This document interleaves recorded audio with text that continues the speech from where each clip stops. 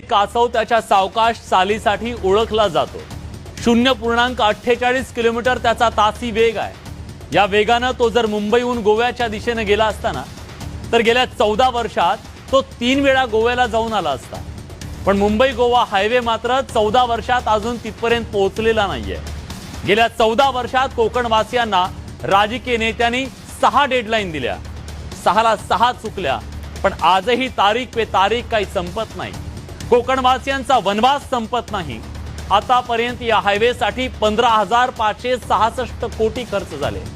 गेल्या 10 वर्षात 1,685 अपघातात 2,010 लोकांचा जीव गेला। त्याला जबाबदार कोण आहे? नेते येतात, पाहणी करतात, नवी डेडलाईन देऊन निघून जातात, पण मुंबई गोवा हायवेचं तारीख पे तारीख काही संपत नाही। त्याची जबाबदारी कोणी घेत नाही। 2.5 खासदार, 13 आमदार, मंत्री, पायलीला 50 नगरसेवक,